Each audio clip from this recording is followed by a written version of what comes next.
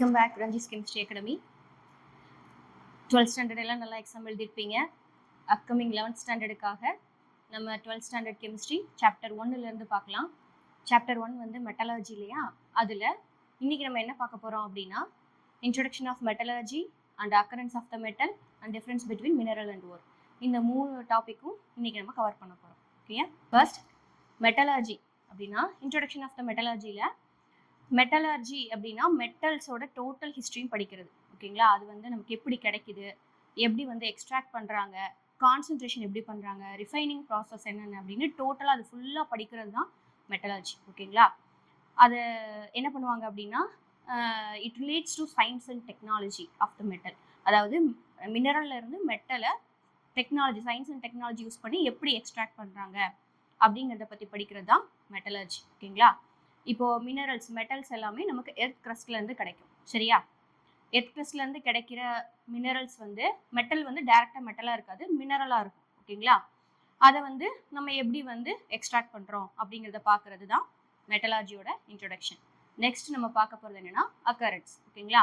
அக்கரன்ஸ்னால் நமக்கு எர்த் கிரஸ்டில் எப்படி கிடைக்குது அப்படிங்கிறது. ஓகேங்களா? எர்த் கிரஸ்டில் மினரல் 2 ஃபார்மில் கிடைக்கும். ஓகேங்களா? ஒன்று வந்து நேட்டிவ் ஃபார்ம், இன்னொன்று வந்து கம்பைன்ட் ஃபார்ம். ஓகேயா? நேட்டிவ் ஃபார்ம் அப்படிங்கிறது ஃப்ரீ ஸ்டேட்டில் இருக்கும். இந்த சில்வர், கோல்டு, சில்வரு, காப்பர், இதெல்லாம் டைமண்ட் இதெல்லாம் பார்த்தீங்கன்னா நமக்கு நேச்சரில் அப்படியே கிடைக்கும். ஓகேங்களா? இதெல்லாம் வந்து என்னென்னு சொல்லுவாங்க? நேட்டிவ் ஃபார்ம் அப்படின்னு சொல்லுவாங்க. அப்போ கம்பைன் ஃபார்ம்னா என்ன அப்படின்னா ஆக்சைடு, சல்ஃபைடு அந்த மாதிரி கம்பைன் ஆகி கிடைக்குது. இங்கே பார்த்தீங்கன்னா லெட் சல்ஃபைடு, ஜிங்க் ஆக்சைடு எப்படி இருக்கு இல்லையா? இந்த மாதிரி லெட்டு வந்து சல்ஃபைடு கூட மிக்ஸ் ஆகி இருக்கு, ஜிங்க் வந்து ஆக்சைடு கூட மிக்ஸ் ஆகி இருக்கு. ஓகே, அந்த மாதிரி மிக்ஸ் ஆகி கம்பைன்ட் ஆகி கிடைக்கிறது வந்து கம்பைன்ட் ஃபார்ம் அப்படின்னு சொல்லுவோம். ஓகேங்களா? அடுத்து என்ன அப்படின்னா நேட்டிவ் ஃபார்ம்ல கிடைக்கக்கூடிய மெட்டல்ஸ் எல்லாம் எப்படி இருக்கும் அப்படின்னா metals with less chemical reactivity. ஓகேங்களா? மெட்டல்ஸ் வந்து எப்படி இருக்கு? லெஸ் கெமிக்கல் ரியாக்டிவிட்டியா இருந்தா அது வந்து நேட்டிவ் ஃபார்ம். ஓகேயா? Next metals with high chemical reactivity அப்படின்னு இருந்ததுன்னா அது வந்து என்னது? Combined form. புரிஞ்சுதுங்களா? இவ்வளவுதான் அக்கரன்ஸ். ஓகேயா? Next difference between mineral and ore, இதை பற்றி பார்க்க போகிறோம். ஓகேயா? ஓர் அப்படின்னா ஒன்றும் இல்லை, நம்ம இந்த ஓர்லேருந்து தான் வந்து என்ன பண்ணுவோம்? மெட்டலை எக்ஸ்ட்ராக்ட் பண்ணி எடுப்போம். ஓகேங்களா? ஓரில் மெட்டல் ப்ளஸ் டஸ்ட் பார்ட்டிக்கல் இந்த மாதிரிலாம் இருக்கும். ஓகேங்களா? இது ரெண்டும் மிக்ஸ் ஆனது தான் ஓர். சரியா? ஓகே, இப்போ மினரல் அப்படிங்கிறது a naturally occurring substance obtained by mining which contains metals in free or combined state. Mineral அப்படிங்கிறது எர்த் கிரஸ்ட்ல கிடைக்கிறது எல்லாமே மினரல் தான். ஓகேங்களா?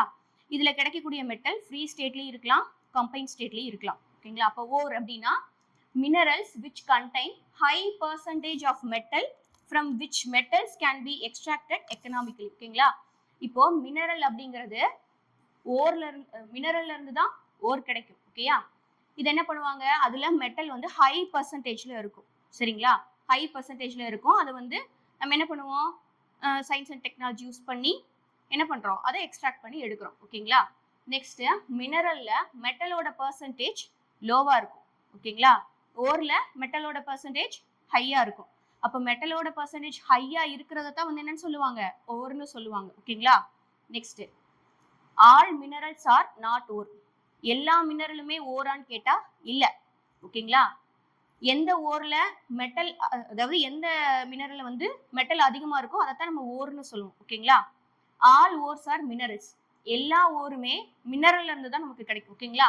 அப்போ all ores are minerals, but all minerals are not ore. ஓகேயா? புரிஞ்சுதா? மினரலுக்கு எக்ஸாம்பிள் என்ன சொல்லியிருக்காங்க? சைனா கிளே சொல்லியிருக்காங்க. ஓகேங்களா?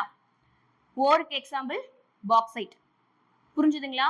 இது வந்து 2 மார்க் 3 மார்க்ல ரிப்பீட்டடா கேட்கக்கூடிய கொஸ்டின்ஸ். இந்த கண்டென்ட்டே போதுமானது, இதைவே நீங்க வந்து எழுதிக்கலாம். ஓகேங்களா? நெக்ஸ்ட் அடுத்து என்ன சொல்லியிருக்காங்க? Steps involve in extraction of metal. மெட்டலை எக்ஸ்ட்ராக்ட் பண்றதுக்கு 3 மெத்தட்ஸ் இருக்கு. ஃபர்ஸ்ட் ஒன் வந்து concentration of ore. Concentration of ore அப்படின்னா ஒன்றும் இல்லை, இதுல இருக்க அந்த டஸ்ட் பார்ட்டிகிள், தேவையில்லாத மண், கல், தூசு இதெல்லாம் வந்து பிரிச்சு எடுத்துட்டோம்னா ஓரோட கான்சன்ட்ரேஷன் அதிகமா இருக்கும். ஓகேங்களா? அதான் வந்து concentration of ore. Next extraction of ore. இதுக்கு வந்து நிறைய மெத்தட்ஸ் இருக்கு. Gravity separation and froth flotation, leaching, இந்த மாதிரி நிறைய மெத்தட் இருக்கு. ஓகேங்களா? அதுக்கப்புறம் என்ன பண்ணுவாங்க? எக்ஸ்ட்ராக்ட் பண்ணி முடிச்சதுக்கு அப்புறமா அதை ரிஃபைனிங் பண்ணுவாங்க. ஓகேங்களா? அதுக்கப்புறம் நமக்கு என்ன கிடைச்சிரும்? பியூர் மெட்டல் கிடைச்சிரும். ஓகேங்களா?